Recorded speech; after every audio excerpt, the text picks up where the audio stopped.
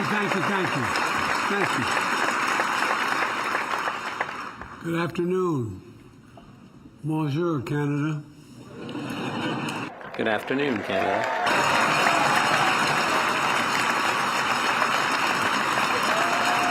I must tell you,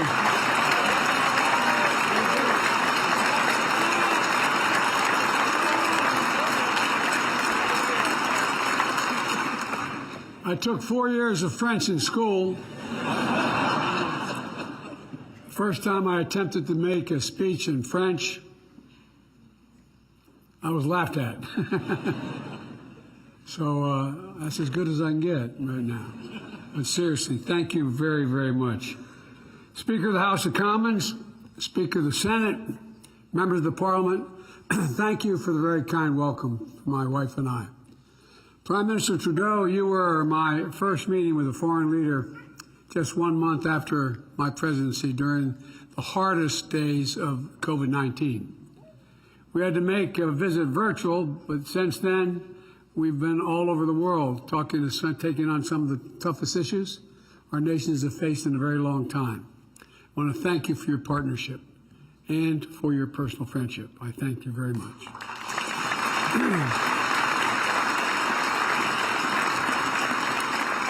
Jill and I are grateful for the hospitality you and Sophie have shown us.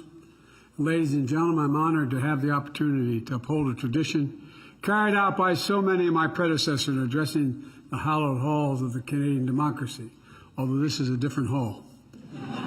You've done a hell of a job here. This is really beautiful. It's really very beautiful. This is a custom that speaks to the closeness of our relationship. Americans and Canadians are two people, two countries, in my view, sharing one heart. It's a personal connection. No two nations on earth are bound by such close ties, friendship, family, commerce, and culture. Our labor unions cross borders. So do our sports leagues. Baseball, basketball, hockey. Listen to this, hockey. I have to say, I like your teams except the Leafs.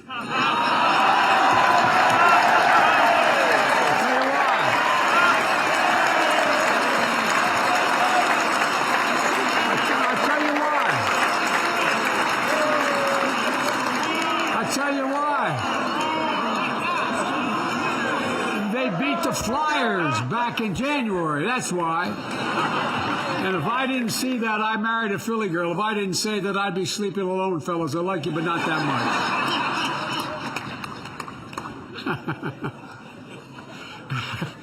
much. It can be easy to take a partnership between Canada and the United States as a given. But when you stop and think about it, it's really a wonder.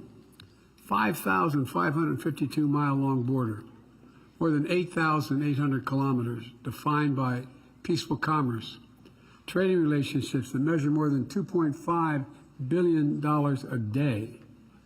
Every day, hundreds of thousands of people cross the borders going in north and south to work or just to visit, knowing they'll find a warm welcome on the other side of the border. Americans love Canadians, and that's not hyperbole.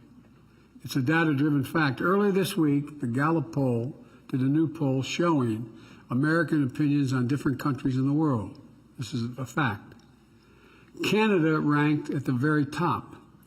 88% favorable rating among Americans.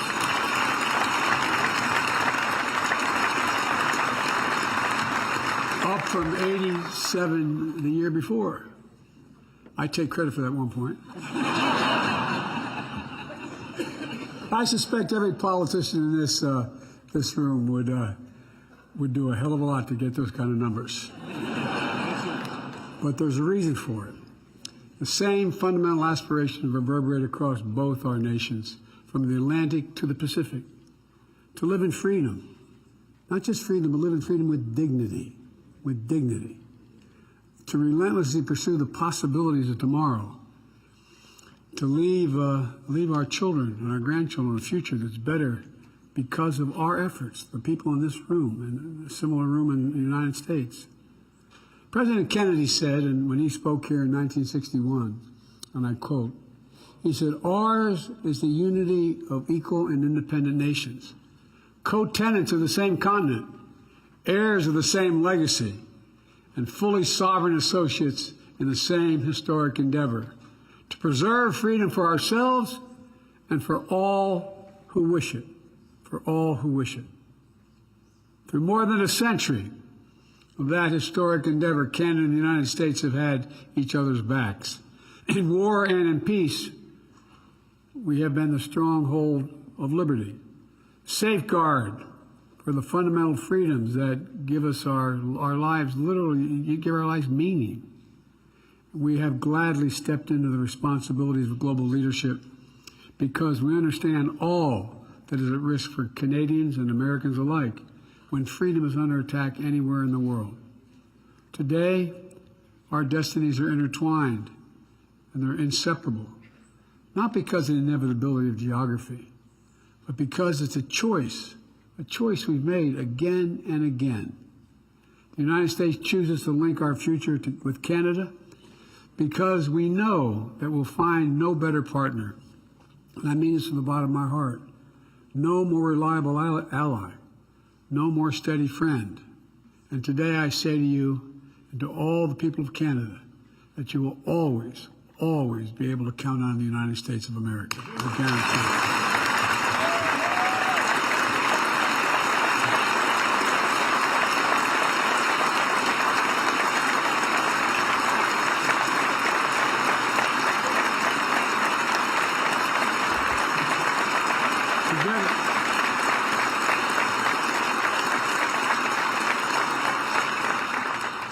Together, we have built a partnership that is an incredible advantage to both our nations. That doesn't mean we never disagree, as any two countries will do from time to time. But when we disagree, we solve our differences in friendship and in goodwill, because we both understand our interests are fundamentally aligned. As we stand at this inflection point in history, I had a professor who once explained an inflection point as you're going down the highway 60 miles an hour and you rapidly turn in one direction 5 degrees and never get back on the same path again. But you're on a different course where the decisions we make in the coming years will determine the course of our world for decades to come. It happens every 5 or 6 generations, but we're at that point. Nothing gives me greater confidence in the future than knowing Canada and the United States stand together still. Today, I'd like to speak a little bit about the future, if I may. A future that's ours to seize. You know, I get criticized at home sometimes for saying that I used to always, President Obama used to always kid me because I'd always say to him in our private meetings, a country's never more optimistic than its president or its leaders. Well, I have never been more optimistic in my life about the prospects. I really mean this from the bottom of my heart. We are so well positioned. The future built around our shared responsibilities, prosperity, security, shared values. First, it's a future built on shared prosperity, where Canada and the United States continue to anchor the most competitive, prosperous, and resilient economic region in the world. That's a fact. That's just a fact.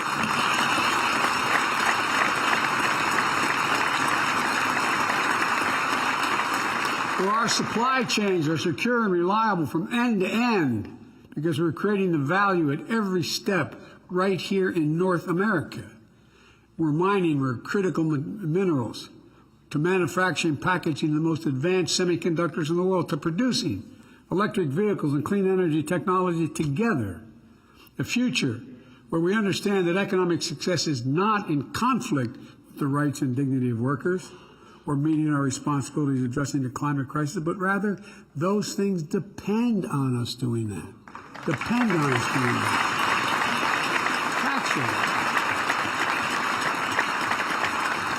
Actually, since becoming president, I've been laser focused on rebuilding the U.S. economy from the bottom up and the middle out.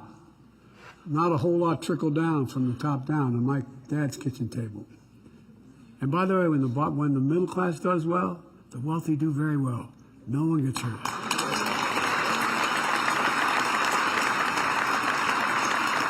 The United States made historic, and to the chagrin of some of our critics in the press, bipartisan investments in infrastructure, innovation that are already bringing together and delivering concrete benefits to the American people. And we, as we implement these legislative achievements, there are enormous opportunities for Canada and the United States to work even closer together, to create good-paying jobs in both our countries. The Inflation Reduction Act, which I admit wasn't bipartisan, but nonetheless, all of a sudden I'm finding we have more adherence, represents the single largest commitment in tackling climate in our history. As a matter of fact, the single largest investment in all of human history. And it's going to spur clean energy investments all over the world. And explicitly includes tax credits for electric vehicles assembled in Canada, recognizing there's a simple reason.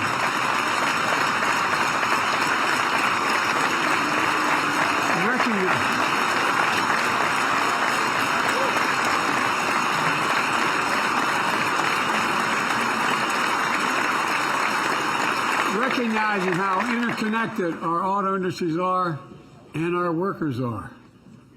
I am the most pro-union president America's ever had. And I speak to a hell of a lot of Canadian union members. Look, this is a model for future cooperation, with both our nations investing at home to increase the strength of our industrial basis, making sure the products manufactured in North America are not only manufactured, but they're the best in the world. You know, we're going to amplify our shared commitment to climate action while growing our economies. If I could just stop for just a second and say, you know, when I announced for president, I was always known as one of those kind of green Democrats, and Republicans used to be the same in my place. Well, guess what? I didn't announce my environmental plan. And I was getting beat up. Why is Biden all of a sudden changing? Well, the reason is I brought all the unions together. I brought them into the White House, not a joke, because they all said we're going to lose our jobs. And I pointed out, guess what? Every single solitary initiative required to deal with the environment creates union jobs, creates thousands of jobs, thousands of jobs.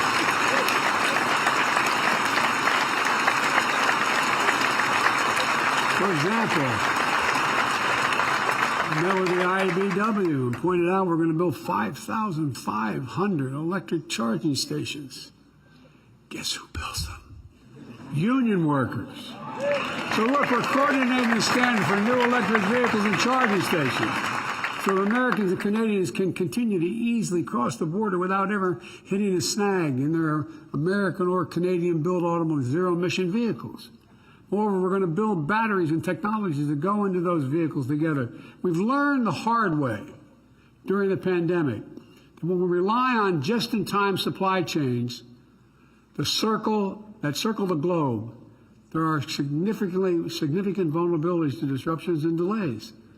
And it drives up cost here at home, both Canada and the United States. But there's a better way. Our nations are blessed with incredible natural resources.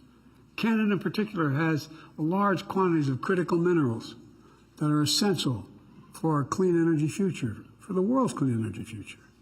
And I believe we have an incredible opportunity to work together so Canada and the United States can source and supply here in North America everything we need for reliable and resilient supply chains.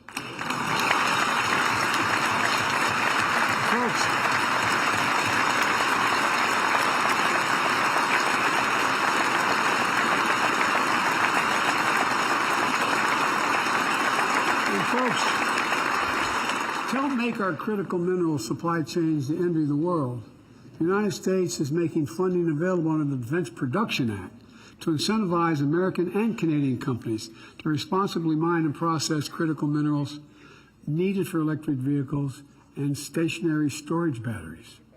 We're also building integrated supply chains for our semiconductors, a critical computer chip that I might note was invented in America, and then we lost control of it.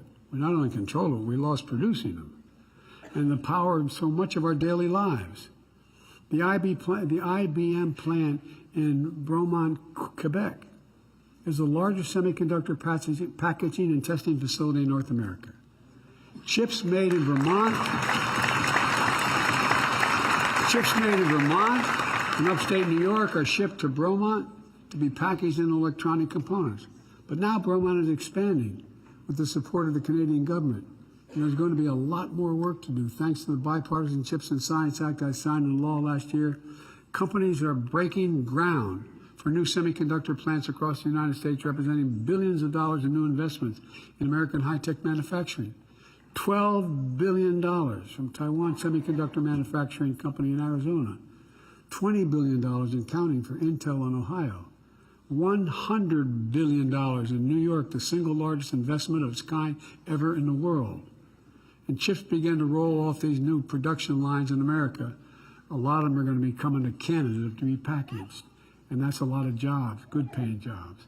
And today I'm also making available through the Defense Production Act $50 million to incentivize more U.S. and Canadian companies to invest in packaging semiconductors and printed circuit boards. Look, that brings me to a second pillar of our future. Because of our shared prosperity is deeply connected to our shared security. In the past years have proven that Canada and the United States are not insulated from the challenges that impact the rest of the world. The world needs Canada and the United States working together with our partners around the world to rally strong and effective global action.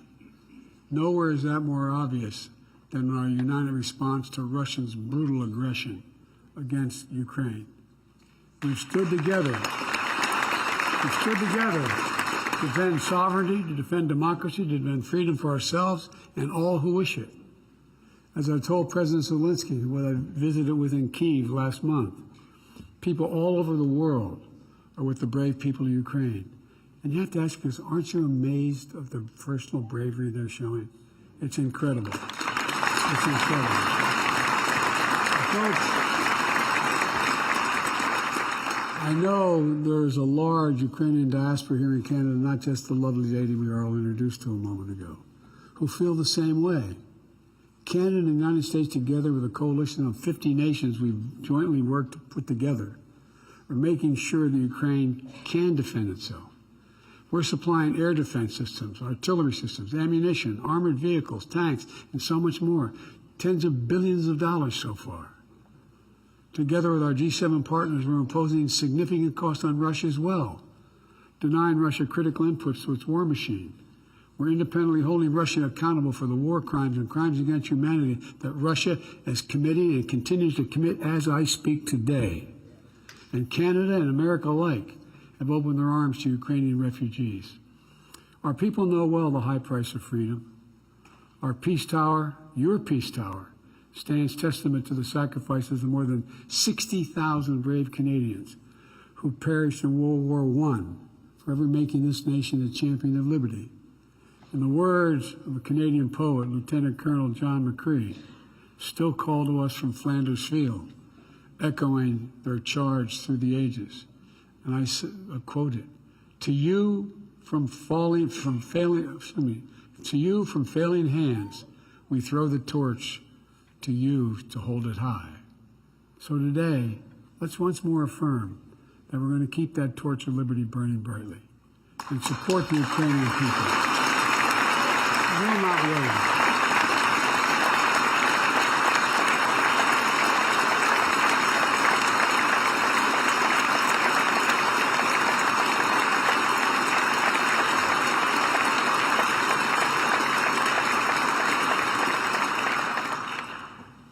Putin was certain he would have been able to break NATO by now. He was certain of that. But guess what? His lust for land and power has failed thus far. Ukrainian people love of their country is going to prevail. In the face of President Putin's aggression against Ukraine, Canada and the United States are also making clear our commitment to our NATO allies. We'll keep our alliance strong and united. We'll defend every inch of NATO territory. An attack against one is an attack against all.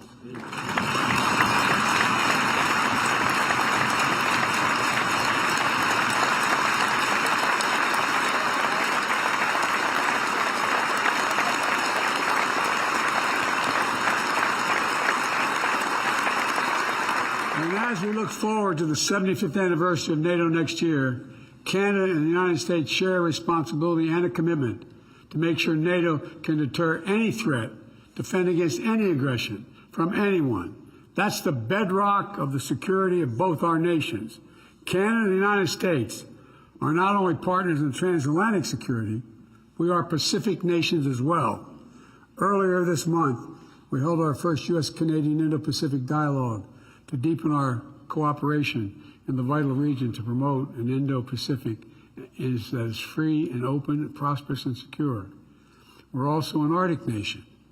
We both recognize the critical importance of this region to our collective security and the interest of other nations all of a sudden in the Arctic. We're working in close coordination to steward and protect the northernmost reaches of our world. And we are American nations, deeply invested in ensuring that the Western Hemisphere is peaceful, prosperous, democratic, and secure. And that starts with our commitment to defending our people and our own sovereign territory. NORAD is the only binational military command in the world. NORAD is the only binational military command in the world. Yet another way in which our partnership is exceptional. It is an incredible symbol of the faith we have in one another and the trust we place in each other's capabilities. Soon, NORAD will have a new next-generation over-the-horizon radars to enhance our early warning capacity, upgraded undersea surveillance systems, modernized infrastructure is necessary to host the most advanced aircraft. And I'm looking forward to continuing to work in close partnership with Canada as we deliver on these needs so that our people can continue to rest soundly, knowing NORAD is in the watch. Folks,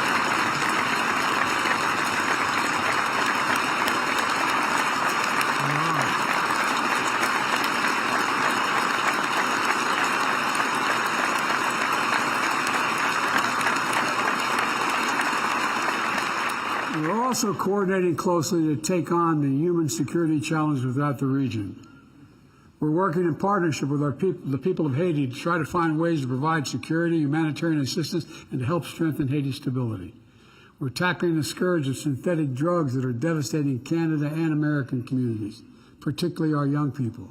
Fentanyl is a killer, and almost everyone knows someone who has been affected by this, lost a child or lost a friend. Canada and the United States are working closely with our partner Mexico to attack this problem at every stage, from the precursor chemicals shipped from overseas, to the powders, to the pills, to the traffickers, moving into all of our countries. And we all know synthetic opioid epidemic has its roots around the globe, not just here. So today we're announcing a commitment to build a new global coalition of like-minded countries led by Canada and the United States to tackle this crisis. This is about public health. This is about public health.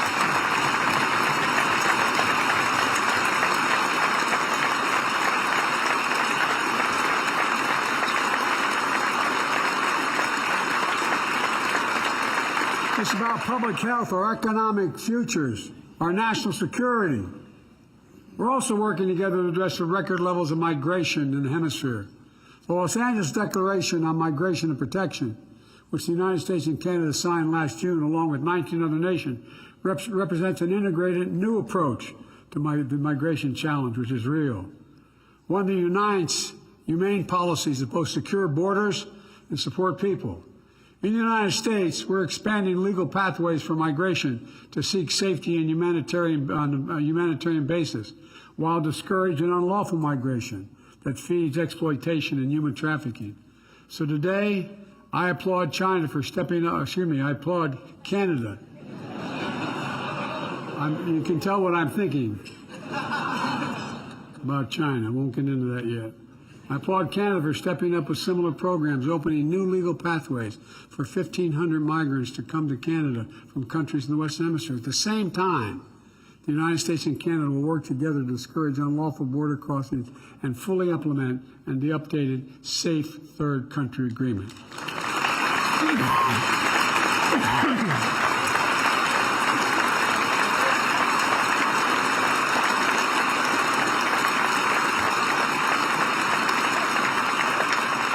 Finally, as we advance our shared prosperity and security, we must never lose sight of our shared values, because our values literally the linchpin holding everything else together. Welcoming refugees and seeking asylum seekers is a part of who Canadians and Americans are. In fact, the United States recently launched a new private sponsorship program for refugees. We call it Welcome Corps, which draws on Canadians' decades of leadership in refugee resettlement, where both countries build upon the nation-to-nation relationship with Native Americans and First Nations. We've both been influenced and strengthened by the contributions of generations of immigrants. We believe to our core that every single person deserves to live in dignity, safety, and rise as high as their dreams can carry them. We strive to defend human rights, to advance equality and gender equality, to pursue justice, and uphold the rule of law.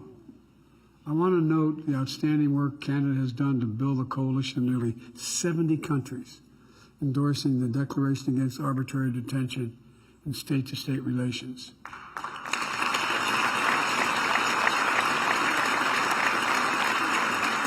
It's not only a statement of values.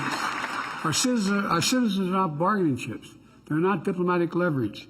They're human beings with lives and families that must be respected. And I'm very glad to see the two Michaels, Michael Scarborough and Michael Coverin. They're safely back to their families after more than 1,000 days. 1,000 days in detention. If my mother were here, she'd say, God bless you both. Thank you for joining us today, and thank you for having the opportunity to meet you earlier. You know, the incredible diversity that defines each of our nations is our strength. And the Prime Minister Trudeau and I know this is a belief that you and I share. We both build administrations that look like America and look like Canada. I'm very proud that both of us have cabinets that are 50% women for the first time in history.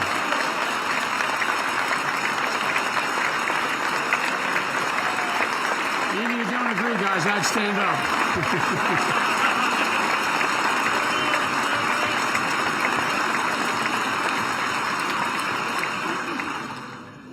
We took the lesson from you, because the bottom line is this. We make it easier for historically underrepresented, underserved communities to dream, to create, to succeed. We build a better future for all our people. So let's continue the work. Where there are no barriers, things look better. Where there are barriers to equal opportunity, we got to tear them down. Where inequity stifles potential, where we unleash the full power of our people, where injustice holds sway, let's insist on justice being done. Those are the shared values that imbue all of our efforts, our very democracy, our vitality, and our vibrancy. You know, it's what seems to drive us all. Some places and some persons are kind of forgetting what the essence of democracy is. We have to reach, so what allows us to reach beyond the horizon. Let me close with this. The year after President Kennedy spoke in Canada's Parliament, he delivered a famous speech at Rice University, issuing a challenge for Americans to go to the moon in a decade's time. And you remember what he said? You probably do, because we had to learn it when we were in school.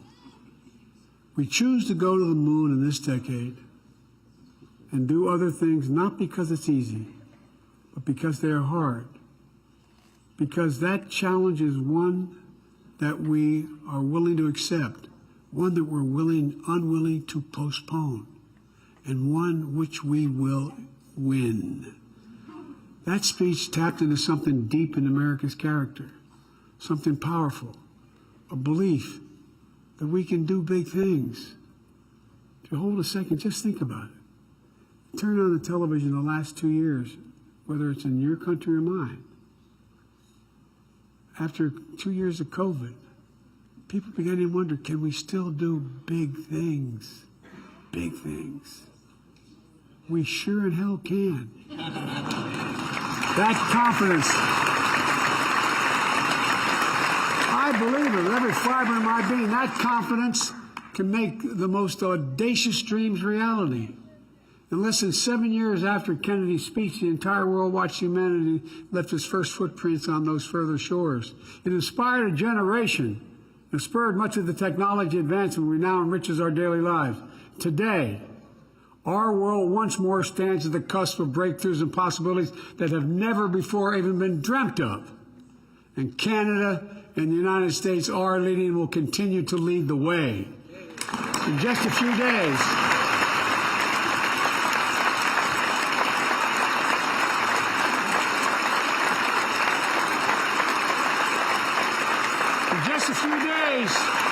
NASA is going to announce an international team of astronauts who will crew the Artemis II mission, the first human voyage to the moon since Apollo mission ended more than 50 years ago. Will consist of 3 Americans and 1 Canadian.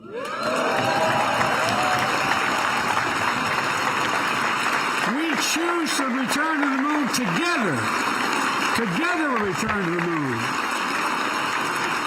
And from there, we look forward to Mars and to the limitless possibilities that lie beyond. And here on Earth, our children who watch that flight are going to learn the names of those new pioneers. They'll be the ones who carry us into the future we hope to build. The Artemis generation. Ladies and gentlemen, we're living in an age of possibilities. Xi Jinping asked me in the Tibetan Plateau, could I define America? And I could have said the same thing if he asked about Canada. I said, yes, one word.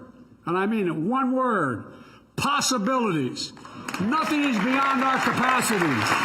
We can do anything. We have to never forget. We must never doubt our capacity. Canada and the United States can do big things. We stand together, do them together, rise together.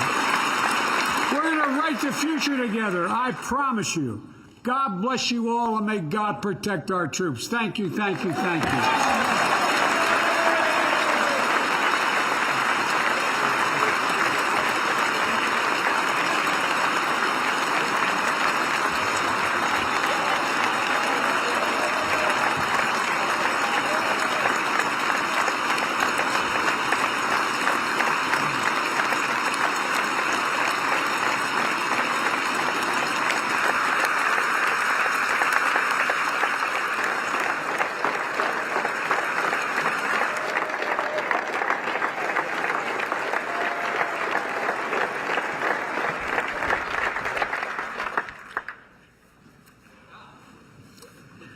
Thank you, Mr. President. Now I invite the Honourable George Fury, Speaker of the Senate, to say a few words.